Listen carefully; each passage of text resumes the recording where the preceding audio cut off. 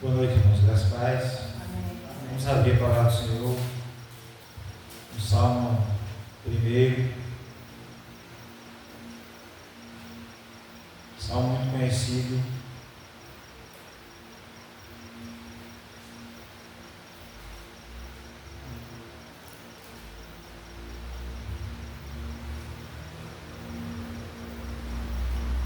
Amém?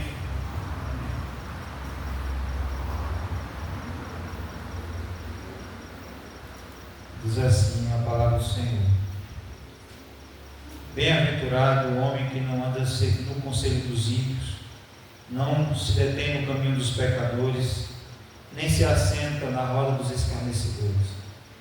Antes o seu prazer está na lei do Senhor, e na sua lei medita dia e noite. E ele é como árvore plantada junto à corrente de águas, que no devido tempo dá o seu fruto, e cujas folhagens não murcham, e tudo quanto ele faz será bem sucedido. Os ímpios não são assim, são porém como a palha que o vento dispersa. Por isso, os perversos não prevalecerão no juízo, nem os pecadores na congregação dos justos. Pois o Senhor conhece o caminho dos justos, mas o caminho dos ímpios perecerão. Amém? O texto é bem claro. Como é feliz o homem que não anda no conselho dos ímpios, o homem que não se detém no caminho dos pecadores, nem se assenta à roda dos escarnecedores. É feliz o homem, a mulher que tem prazer na lei do Senhor, e na sua lei medita nela dia e noite. Nós fomos iluminados pelo Senhor, porque quando a palavra do Senhor, esse dia eu fiquei pensando, olha, o Evangelho ele chega a um bocado de gente, já viu? Quase todo mundo hoje já ouviu a palavra do Evangelho, já ouviu falar acerca de Jesus. Uma época marcante na vida dos crentes e do país principalmente é a época do Natal, chamada Semana Santa, ou da Páscoa, chamada Semana Santa. Apesar das tradições que se cumprem, muitas vezes você nem sabe o motivo, nem como, nem porquê, nem para quê. É nesse momento também que a igreja também, um dos momentos mais importantes e um dos momentos mais necessários da igreja também proclamar o Evangelho de Cristo. Aproveitar a oportunidade de mostrar para as pessoas qual é o Natal, porque a palavra do Senhor ela é capaz de causar isso, de causar algo além do que o homem pode fazer, que é a salvação em Cristo Jesus, é ter conhecimento de Cristo e aceitar a Cristo como um único suficiente Salvador. E esse Evangelho já foi pregado a muita gente, já salvou muita gente, inclusive a nós. Mas também condenou muita gente, porque muitos ouviram essa palavra, mas não aceitaram e morreram do jeito que estavam. Mas nós estamos aqui porque fomos iluminados por essa palavra, fomos tocados pelo seu Espírito, fomos convencidos por Ele, e nós estamos aqui hoje, e nós temos prazer na lei do Senhor, em cumprir a sua palavra, em conhecer a sua palavra. É um privilégio para nós aqui hoje, poder estar participando desse culto, poder cantar louvores ao Senhor. Só quem tem essa capacidade são aqueles que receberam a palavra do Evangelho e compreenderam quem é Jesus, que tipo de autoridade Ele tem, e o que Ele pôde fazer, o que Ele fez por nós. É um privilégio nosso. Mas o texto, o salmista prossegue: não é assim os ímpios. Os ímpios são como a palha que o vento dispersa. E é por isso que esses perversos, eles não prevalecerão no juízo, eles não ficarão na congregação dos justos. Porque o Senhor conhece o caminho do justo, mas o caminho do ímpio perecerá. Então é um privilégio. E hoje na pregação nós vamos entender um pouquinho o preço que foi pago por Jesus, para que nós pudéssemos estar aqui, podendo ter a liberdade de culto, podendo, sendo, não por atos religiosos, nem para cumprir tradição, mas porque nós tivemos as nossas vidas alcançadas pelo Evangelho. Louvado seja o nome do Senhor por isso. Portanto, nós possamos prestar um culto agradável ao Senhor nessa noite. Amém? Vamos orar. Pai, bendito é o nome do Senhor. Obrigado, Senhor, porque um dia a Tua palavra alcançou o nosso coração. E o Teu Espírito que vivifica a Tua palavra, Deus, nos convenceu do pecado, da justiça e do juízo. E nos fez reconhecer a Cristo não apenas como um homem importante da história, mas o Deus que se encarnou, que habitou entre nós, que se fez pecado pelas nossas vidas e morreu por nós, e nos fez reconhecer que Ele é Senhor das nossas vidas. Nós somos gratos ao Senhor por isso. Perdoa-nos, ó Deus, porque muitas vezes decepcionamos o Senhor, falhamos, a nossa natureza pecaminosa não nos permite ser perfeitos, por isso nós pedimos perdão, mas nós temos a confiança, Deus, de que seremos salvos naquele grande dia.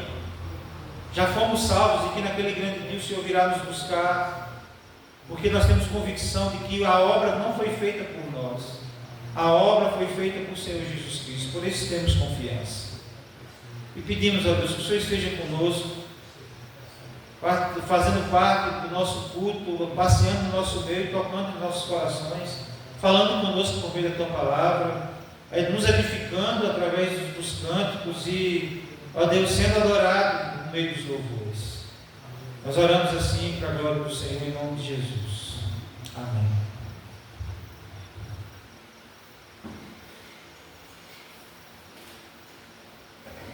Vamos ficar de pé.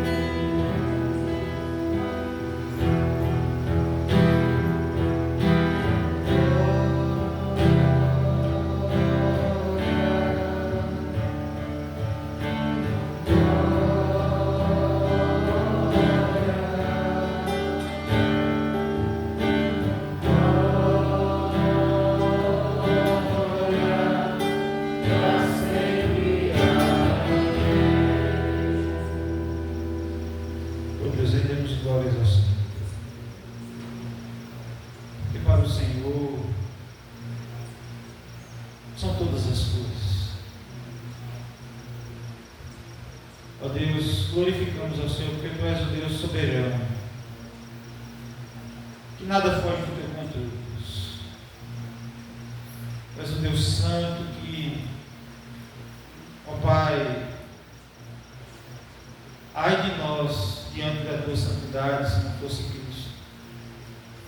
Por isso nós glorificamos ao Senhor, bendizemos o Teu nome, porque Tu és o nosso Deus, porque Tu és o Deus soberano, o Deus glorioso. Ó Deus, ajuda-nos a viver uma vida que agrada ao Senhor. Ó Pai, em nome de Jesus, possamos buscar a santificação, sem a qual ninguém verá o Senhor. Amém. Os irmãos podem se sentar. Nossa esperança é que Jesus virá.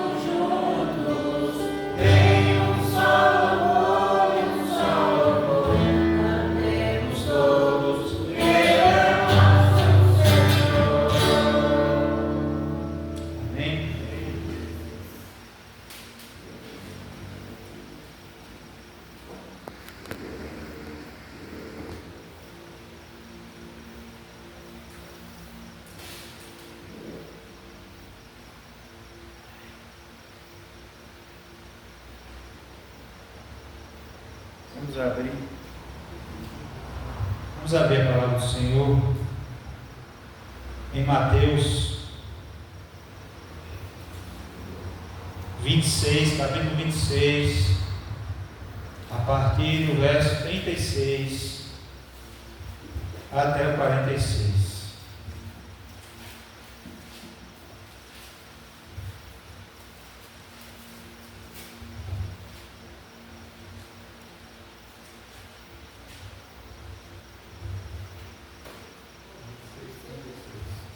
Mateus 26, a partir do verso 36.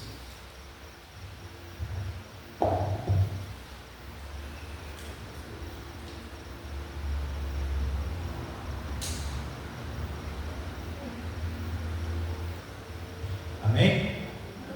Mateus 26, 26, versículo 36 até o 46. Sabe o que isso significa? Nada, só uma coincidência do texto. Que a Bíblia do original não tem essa separação de capítulos, só tem de livros, de capítulos, versículos, não tem essa facilidade não. Como antigamente para procurar as coisas na Bíblia dava trabalho. Diz assim a palavra do Senhor. Em seguida foi Jesus com eles a um lugar chamado Getsêmani e disse a seus discípulos: assentai-vos aqui enquanto eu vou ali orar. E levantando consigo a Pedro e aos 2 filhos de Zebedeu, começou a entristecer-se e a angustiar-se. Então lhes disse: a minha alma está profundamente triste até a morte. Ficai aqui e vigiai comigo. Adiantando-se um pouco, prostrou-se sobre o seu rosto, orando e dizendo: meu Pai, se possível, passe de mim este cálice. Todavia não seja como eu quero, e sim como tu queres. E voltando para os discípulos, achou-os dormindo, e disse a Pedro: então nem uma hora pudestes vós vigiar comigo? Vigiai e orai para que não entreis em tentação. O espírito na verdade está pronto, mas a carne é fraca. Tornando a retirar-se, orou de novo, dizendo: meu Pai, se não é possível passar de mim este cálice, sem que eu beba, faça-se a tua vontade. E voltando, achou-os outra vez dormindo, porque os seus olhos estavam pesados. Deixando-os novamente, foi orar pela terceira vez, e repetindo as mesmas palavras. Então voltou para os discípulos e lhes disse: ainda dormis e repousais? Eis que é chegada a hora, e o Filho do Homem está sendo entregue nas mãos de pecadores. Levantai-vos, vamos, eis que o traidor se aproxima. Amém? Oremos mais uma vez. Pai, bendito seja o nome do Senhor. Entregamos a Ti os nossos louvores.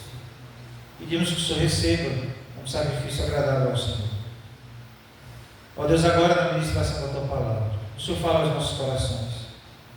Num tempo em que as pessoas falam tanto, ó Deus, sobre a Páscoa, onde a mídia, o sistema do mundo tenta corromper, ó Deus, trazendo outros ensinamentos que não sejam da Tua palavra. Outros seguem a tradição sem vida, morta, sem conhecimento e sem saber nem mesmo qual é o sentido da Páscoa. Ó Deus, que o Senhor, ó Pai, nos faça compreender essa verdade. E olhando, ó Deus, para esses versículos que foram lidos, ó Deus, momentos antes de Jesus ser entregue para morrer numa cruz por nós, venha trazer lições para as nossas vidas. É em nome de Jesus que nós pedimos, ó Deus, ao louvor da glória do Senhor. Amém.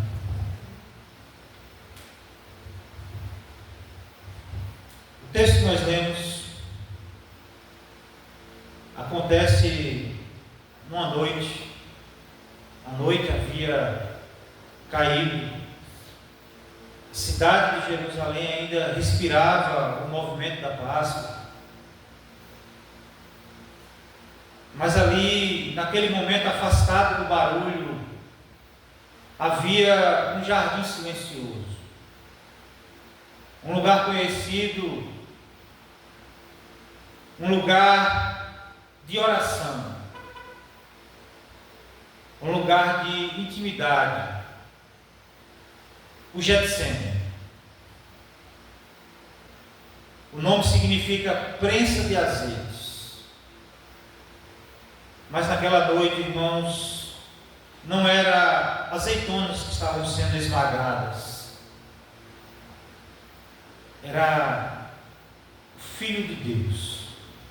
O texto diz que ele estava em profunda angústia de morte. Ali o ar estava pesado, o silêncio era interrompido apenas por passos cansados e por um coração que carregava um peso que ninguém jamais poderia carregar. Os discípulos naquele momento não entendiam, o mundo não percebia, mas os céus observavam. Ali antes dos cravos, ali antes da cruz, antes do sangue derramar, o nosso Salvador já começava a sofrer. Na véspera de sexta-feira, e todo mundo vive uma tradição, muitas vezes vazia, sem conhecimento. Nós somos convidados a entrar nesse jardim também, não como espectadores curiosos, mas como pecadores conscientes de que aquilo tudo estava acontecendo pela minha e pela sua causa, por nossa causa. Aquilo estava acontecendo por causa dos nossos pecados. Aquele que não tinha pecado estava se fazendo pecado por nós. Jesus é tomado de uma grande angústia naquele momento. E a gente vai aprender algumas lições desse texto que a gente precisa carregar para nossas vidas, para que nós não venhamos viver uma vida religiosa vazia, como muitos vivem. Amém? Interessante, irmãos. A partir do verso 36 e até o 38, a gente vai ver que Jesus ele é tomado de profunda angústia. O texto diz: a minha alma está profundamente triste até a morte. Irmãos, note que Jesus não está apenas triste. O texto aqui aponta para uma angústia extrema, algo que aperta. Jesus está passando aqui por uma angústia extrema, não apenas algo que aperta, mas algo que sufoca, a ponto de ele dizer uma angústia de morte, algo que pode levar até a morte. O texto diz que ele chama Pedro, Tiago, João, seus discípulos, e dos discípulos os mais próximos dele, seus amigos mais próximos, porque aqui, irmãos, humanamente falando, Jesus estava desejando companhia. Sabe quando você tem que ir para um lugar que você não quer, você só quer uma pessoa para estar do seu lado? Jesus está aqui humanamente falando, querendo companhia. E isso aqui nos mostra algo, irmãos, poderoso, que Cristo não é distante de nós, da dor humana. Ele conhece a dor humana, ele não é indiferente ao sofrimento, porque ele passou por esse sofrimento. Portanto, as dores que nós sentimos, as angústias que nós sentimos, ele conhece, e ele está conosco, e ele sabe a importância de poder estar conosco nos momentos de angústia.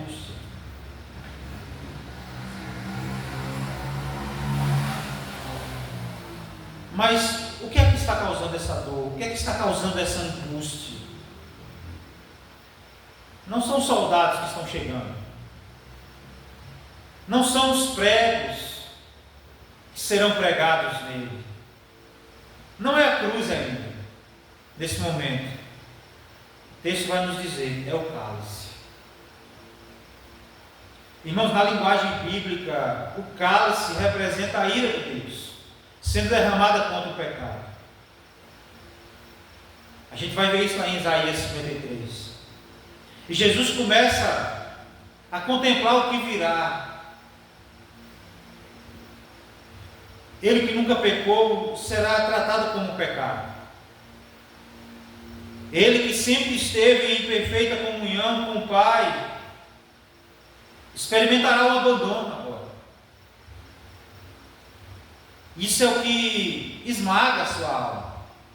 Não sei vocês, mas eu cresci pensando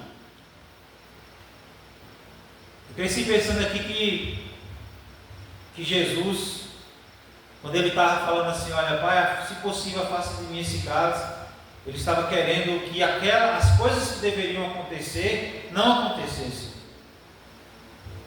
Até eu entender que o cálice aqui era o cálice da ira de Deus.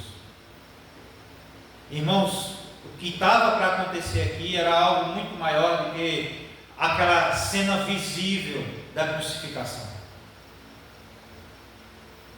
Jesus agora que viveu sempre com o Pai e experimentar o abandono do Pai. Foi nesse momento que ele ficou só. Talvez pela primeira vez, Jesus agora se sente só. Por isso que ele chama os amigos. Jesus ia para o deserto, orar, jejuar, ficar só lá, tanto tempo que precisava. 40 dias jejuando no deserto, só. Mas nesse momento de angústia, Jesus pela primeira vez chama os seus amigos para estar com ele, naquele momento de dor, porque naquele momento Deus estava deixando ele só. E ele que não tinha pecado, toda a ira de Deus sobre o pecado ia ser derramada sobre ele. O cálice que Jesus está pedindo para, se possível, afastar dele esse cálice era o abandono do seu Pai, o abandono de Deus. Porque ele sabia que tinha que passar por aquilo, pela crucificação, pelos açoites. Mas o que ele não suportaria, o que ele pensa que ele não suportaria, não é que ele pensa, senão vou estar tirando a divindade de Cristo. Mas o que ele sente naquela angústia, naquela tristeza, naquela dor, era a falta do Pai, da presença do Pai. E isso é que esmagava a sua alma, e profunda tristeza. E aí, irmãos, nós precisamos, aplicando para as nossas vidas, a gente precisa recuperar a seriedade do pecado. Aquilo que tratamos como pequeno levou Cristo a essa angústia. O nosso pecado levou o nosso Senhor a essa grande angústia.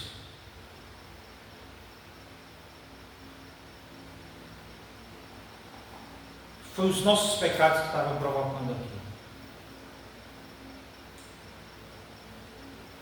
Isso deve trazer impacto às nossas vidas, irmãos. Porque foi isso que causou sofrimento a Jesus. Foi o nosso pecado. Muitas vezes, irmãos, nós banalizamos o Evangelho. Mas nossa salvação custou o sacrifício, o sofrimento real, profundo e incomparável de Jesus.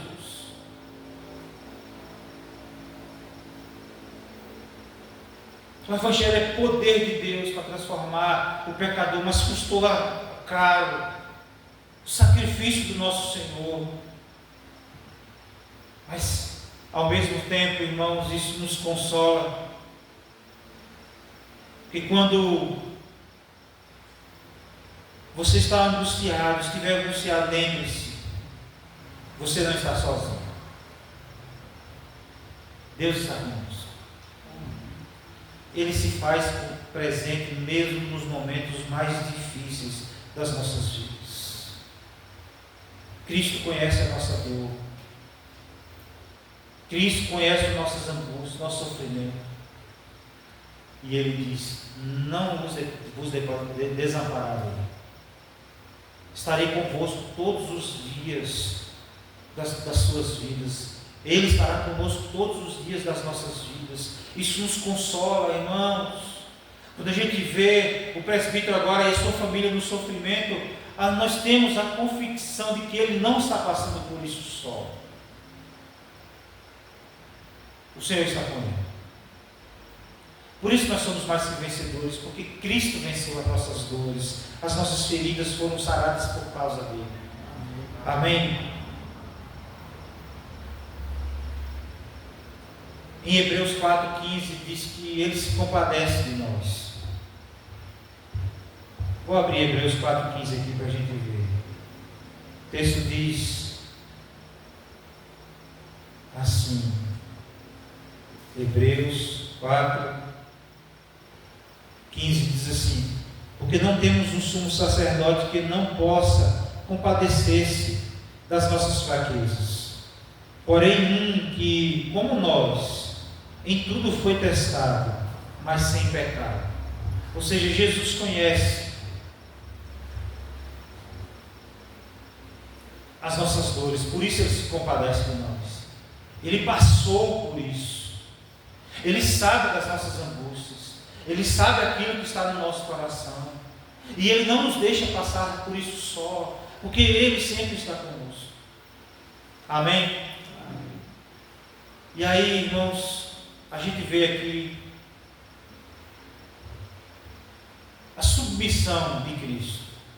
Porque a partir do verso 39 de Mateus, ele diz: todavia, não seja como eu quero, mas como tu queres. Primeiro ele diz: Deus, Pai, se possível, passa de mim esse cálice. Depois ele vem e olha e fala assim: Senhor, todavia seja feita a tua vontade. Jesus, ele se prostra. O texto diz que Jesus se prostra com o rosto em terra. Quando a gente se prostra, irmãos, com o rosto em terra, está dizendo assim, posição de total rendição, de submissão. Aí o texto vai nos mostrar que ele ora 3 vezes. E isso também nos traz ensinamentos. Um deles é a persistência na oração. Note, irmãos, é Jesus, é o Filho de Deus, é o homem que não tem pecado. Se tem uma coisa que marca a vida de Jesus enquanto ele esteve aqui na terra, é a sua vida de oração, a sua vida de intimidade com Deus. Nós que somos chamados vermezinhos de Israel, a gente não ora como nós deveríamos, o tempo que nós deveríamos orar. Às vezes a gente passa dias sem orar. Intensidade na oração. Há aqui, irmãos, algo profundo, que existe uma vontade humana legítima em Cristo, que naturalmente recua diante da dor. Ele fala: Pai, se possível, faça de mim esse cálice. É o ser humano, porque Jesus é 100% homem e 100% Deus. É algo natural do ser humano. Mas a gente vai ver, irmãos, que diante desse texto, essa vontade está perfeitamente alinhada e submetida à vontade do Pai. Ó, a angústia, sentimento humano, mas alinhado com a vontade do Pai. Senhor, mas Pai, seja feita a tua vontade na minha vida.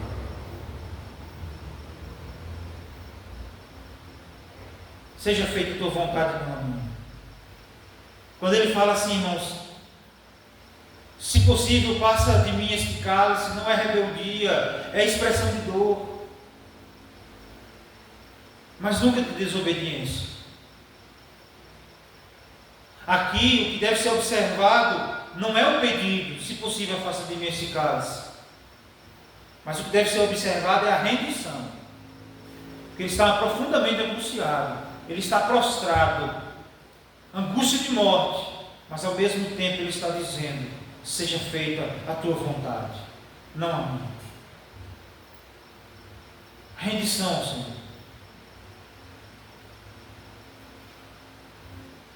E muitas vezes, irmãos, aplicando para as nossas vidas, muitas vezes nós pensamos que a fé não é sentir dor, mas Jesus sentiu. E Jesus sentiu dor profunda dor. O problema dizer, Pai, está difícil, o problema é não dizer, Senhor, seja feita a tua vontade. O problema não é dizer dizer ao Senhor sobre as dificuldades.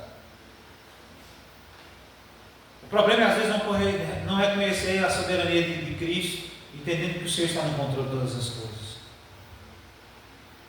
Porque a palavra do Senhor nos diz que aquilo que vem sobre nossas vidas não vem algo sobre modo que nós não podemos suportar. O problema muitas vezes é que nós não dizemos, seja feita a tua vontade. Irmãos, a verdadeira vida cristã, de fé aqui, não é controlar Deus, querer controlar Deus, é se render a Ele. Essa é a verdadeira espiritualidade cristã. É se render ao Senhor, saber que Ele está no controle das nossas vidas. Ele está conosco, está no controle das nossas vidas. Amém? Portanto, irmãos, em momentos de crise, quando a resposta não vem, quando o caminho dói, quando o coração quer fugir, porque é assim que muitos sentem. Eu vou desistir da caminhada, eu vou retroceder, eu vou voltar à velha vida que eu estava querendo, que eu vivia antes. Antes disso, nesses momentos de crise, quando o coração quer fugir, quer fazer com que a gente venha desistir da caminhada, a gente deve fazer o que Jesus fez, orar como Ele orou. Ele chega, vê seus amigos dormindo, mas ele volta para orar, para buscar a face do Pai. E aí, irmãos, a gente vai ver que isso muda tudo. E aí você deixa de lutar contra as circunstâncias e contra Deus e passa a descansar nele. A descansar nas promessas do Senhor. Amém? Ao mesmo tempo, irmãos, que esse texto também nos mostra a fraqueza humana, a fraqueza dos discípulos. Jesus chega para eles, olha, nem uma hora pudesses vigiar comigo. Está dizendo assim, acorda, eu estou ali orando, angustiado, vocês estão aqui dormindo. Enquanto Jesus luta em oração, os discípulos dormem. E aqui, irmãos, não é cansaço, não é apenas cansaço físico, é insensibilidade espiritual. Eles não estão discernindo a gravidade do momento. E aí então Jesus os exorta, vigiai e orai. É aquele momento que ele chama Pedro, vigiai e orai, o Espírito está pronto, mas a carne é fraca. Porque Jesus sabia o que iria acontecer com Pedro daqui a pouco. Da queda de Pedro. De que Pedro ia negar Jesus 3 vezes. E que ali a integridade de Pedro estaria comprometida. E que ali Pedro queria fazer o que muitas vezes muita gente faz, desistir, voltar a ser um pescador de peixes, não um pescador de homens, como Cristo havia dito. Voltar à sua velha vida, retroceder. E é por isso que Jesus chama a atenção de Pedro. O texto vai dizer no verso 40, e voltando para os discípulos, achou-os dormindo e disse a Pedro: então nenhuma hora pudesses vos vigiar comigo, vigiar e orar para que não entreis em tentação. O Espírito na verdade está pronto, mas a carne é fraca. É por isso que ele diz diretamente a Pedro, porque ele sabia o que ia acontecer com Pedro, porque ele sabe que a tentação está próxima, que a queda está à porta.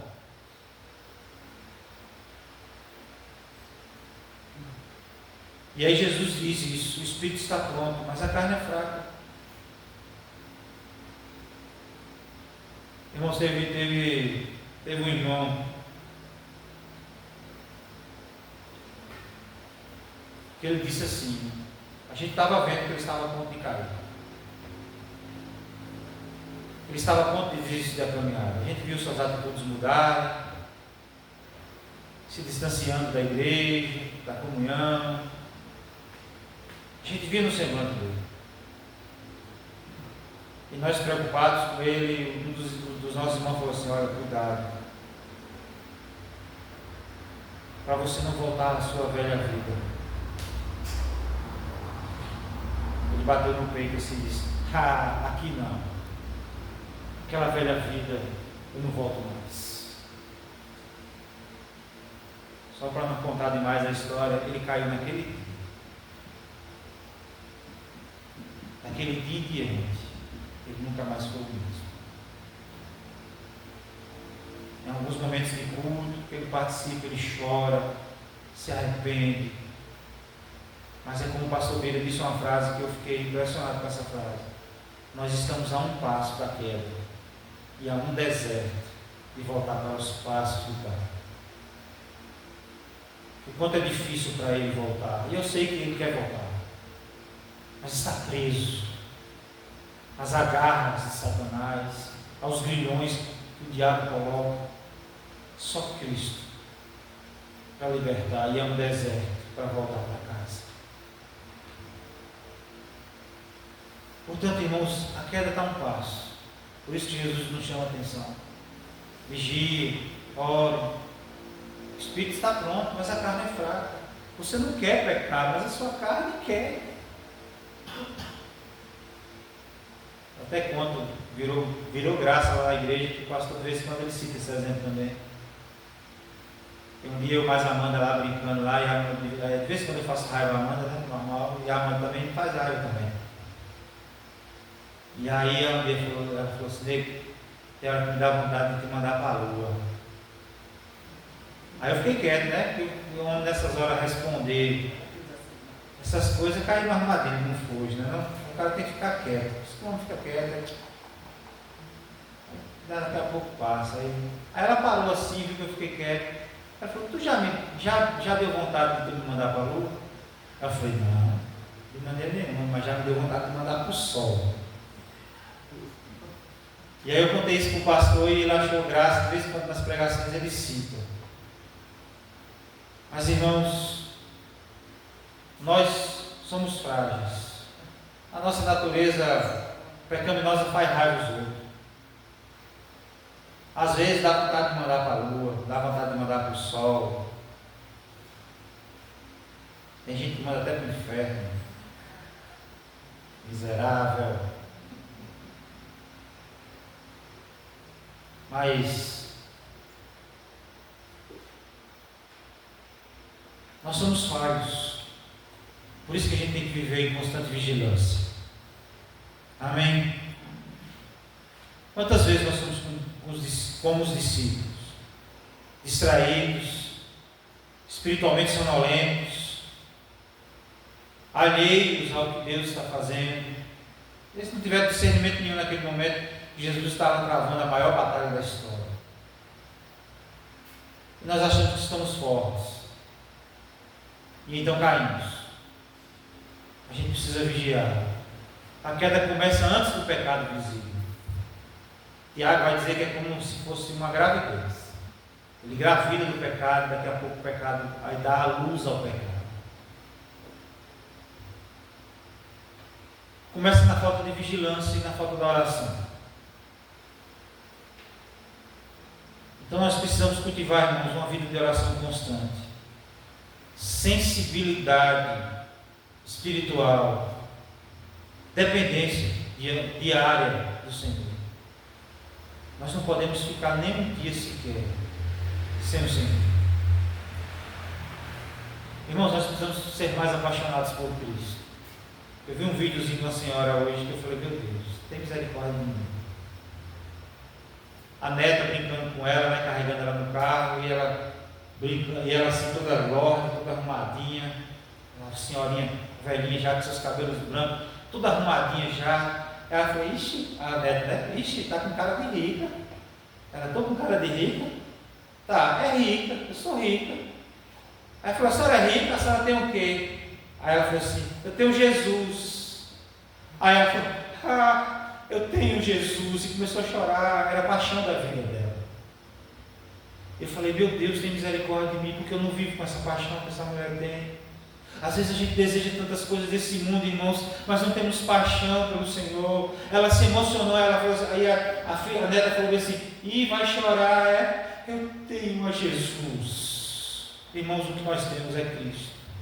Nós não podemos nos apartar nem um dia sequer dele. Nem um dia sequer dele. Porque ai de nós, se nós apartarmos do Senhor. Se nós não tivermos Jesus como prioridade nas nossas vidas, inevitavelmente falharemos. E aí o texto termina, irmãos, nos versos 45 e 46. A prova da determinação soberana de Jesus. Ele diz, levantai-vos, vamos, eis que é chegado o traidor. Depois de orar, o texto nos mostra que Jesus não está mais prostrado, ele está de pé, firme. Aqui é a prova de que Jesus não estava querendo fugir do castigo da cruz, porque está angustiado, mas ele se levanta e ele vai para a cruz de cabeça erguida, firme. Bora, ficai de pé, vamos, que o traidor se aproxima, é chegada a minha hora. Jesus levanta soberano, forte, a caminho da cruz. Ele em nenhum momento pensou em desistir da cruz. Ele levanta firme, a luta foi travada, a decisão foi reafirmada, agora ele vai ao encontro da cruz. Ele não se coloca como vítima, ele é voluntário, ele vai, ele se entrega. Irmãos, nada pega Jesus de surpresa, nada sai do controle do Senhor Jesus. Pegou os discípulos de surpresa, mesmo Jesus estando alertando ele o tempo todo. Nada pega Jesus de surpresa, ele está no controle de todas as coisas, nada sai do seu controle. Lá em João 10, 18 vai dizer que fica claro que ele entrega a própria vida. Se Jesus quisesse fugir, ele tinha corrido para o outro lado, ele ia se escondido em alguma caverna, fugido para outro lugar, como os pais fugiram com ele quando ele era bebê. Mas não, ele levanta e vai em direção à cruz.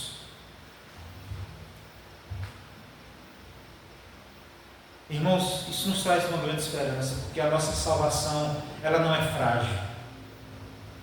Ela está firmada na determinação de Cristo. Eu vou me entregar pelos meus filhos.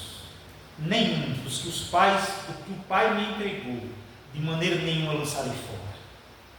Eu vou morrer, eu vou sofrer, eu vou receber uma coroa de espinho, eu vou ser cuspido, eu vou ser perfurado, eu vou carregar uma cruz que não é minha, eu vou sofrer, eu vou morrer por causa deles, por causa daqueles que o Pai me deu. Ele não recua, mesmo sabendo de tudo que viria. Irmãos, isso deve gerar em nós segurança da salvação, ter firmeza de que aquele que nos salvou é poderoso para cumprir aquilo que prometeu. Segundo, gratidão por aquilo que Jesus fez em nosso lugar. Terceiro, entregar-se completamente ao Senhor, confiando, aquele que não poupou seu próprio filho, aquele que não se poupou, irmãos, aquele que não se poupou. Nós precisamos nos entregar completamente. A nossa vida, nossos sonhos, nossos projetos, nossos pensamentos, nosso coração, nossa família, entregar nas mãos do Senhor. Porque, irmão, se Cristo foi até o fim por nós, como é que você pode viver pela metade caída? Eu gostaria de concluir. No jardim, irmãos, nós vemos algo invisível aos olhos naturais. O peso do pecado sendo colocado sobre Cristo. A ira de Deus sendo derramada naquele momento, já começando a ser antecipada. Mas também a gente vê a obediência perfeita sendo firmada. Antes da cruz de madeira, houve a cruz da vontade. E Cristo venceu ali. Cristo venceu ali. Hoje, irmãos, nós estamos em qual posição? Dormindo como os discípulos? Lutando contra a vontade de Deus? Ou rendidos, como Cristo se rendeu por conta dos nossos pecados? O mesmo Jesus que sofreu naquele jardim é o que hoje chama eu e você a se render completamente, a se render na nossa integralidade, de forma integral, em todas as áreas das nossas vidas. Amém? Entregando a Ele as nossas angústias, as nossas dores, confiando em que Ele está conosco. Amém? Nós vamos estar prosseguindo nesse texto no domingo, se Deus quiser. No fatídico dia em que Jesus é crucificado. E é a causa de nós estarmos aqui. Nos dê esperança de salvação. E que ao terceiro dia Ele ressuscitou. É a nossa maior alegria e confiança. Porque Ele um dia voltará. Buscar o seu povo. Buscar a sua igreja. Então veremos face a face.